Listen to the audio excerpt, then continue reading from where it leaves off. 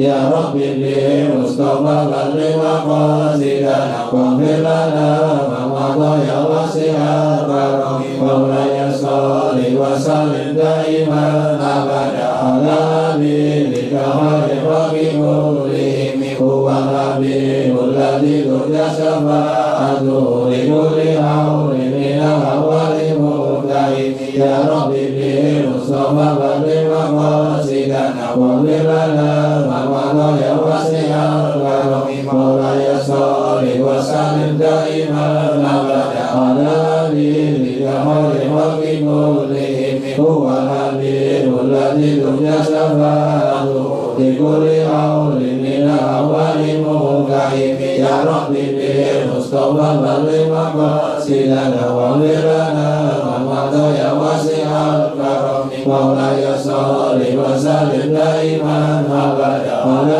حبيبك خير كلهم هو الحبيب الذي ترجى شفاعته لكل حول من الأول مبتهل يا ربي بالمصطفى بلغ مقاصدنا واغفر لنا ما مضى يا واسع الكرم مولاي صل وسلم دائما أبدا على حبيبك خير خلق كلهم هو الحبيب الذي ترجى شفاعته لكل حول من الأول مبتهل يا ربي بالمصطفى بلغ مقاصدنا واغفر لنا ما مضى يا واسع الكرم مولاي صل وسلم دائما أبدا على حبيبك خير خلق كلهم هو الحبيب الذي ترجى شفاعته لكل حول من الأول مبتهل يا ربي بالمصطفى بلغ مقاصدنا واغفر لنا ما مضى يا واسع الكرم مولاي صل وسلم دائما أبدا على حبيبك خير خلق كلهم هو الحبيب الذي ترجى شفاعته لكل حول من الأول مبتهل يا ربي بالمصطفى بلغ مقاصدنا واغفر لنا ما مضى يا واسع الكرم مولاي صل وسلم دائما أبدا على حبيبك خير خلق كلهم هو الحبيب الذي ترجى شفاعته لكل حول من الأول مبتهل يا ربي بالمصطفى بلغ مقاصدنا واغفر لنا ما مضى يا واسع الكرم مولاي صل وسلم دائما أبدا على حبيبك خير خلق كلهم هو الحبيب الذي ترجى شفاعته لكل حول من الأول مبتهل يا ربي بالمصطفى بلغ مقاصدنا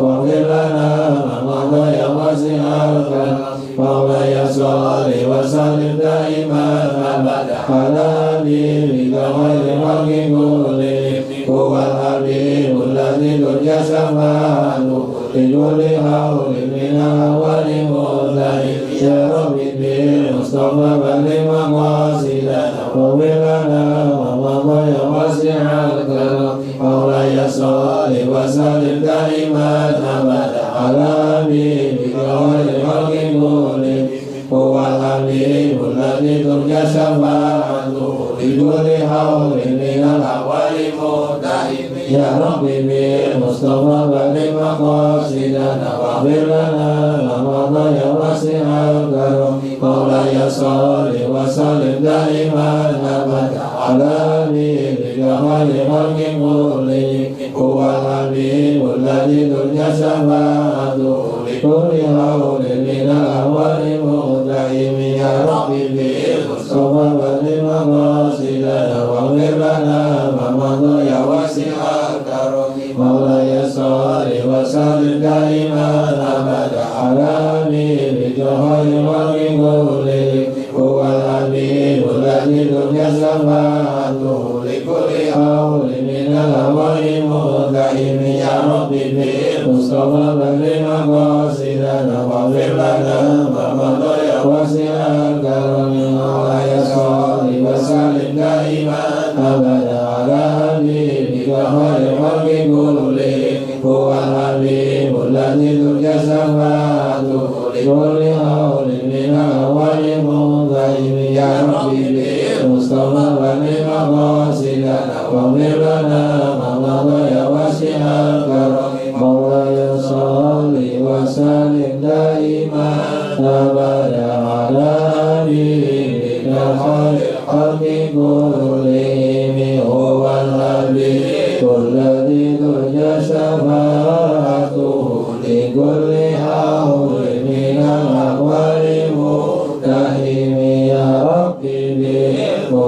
بلغ مقاصدنا واغفر لنا ما مضى يا واسع الكرم أستغفر الله العظيم أستغفر الله العظيم أستغفر الله العظيم أفضل ذكر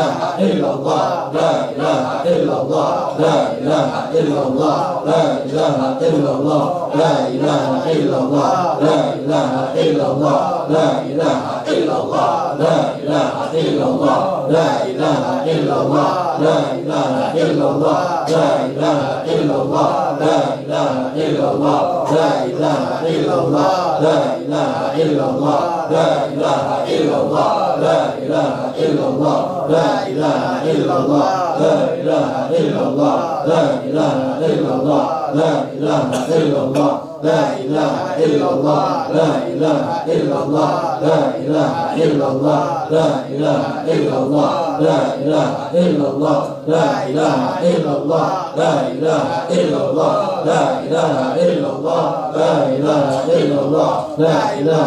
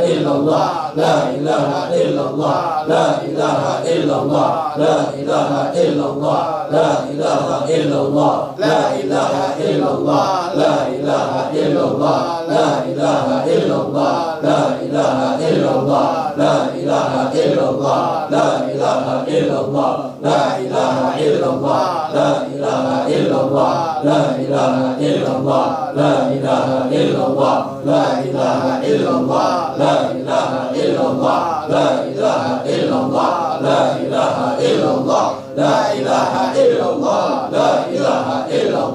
لا إله إلا الله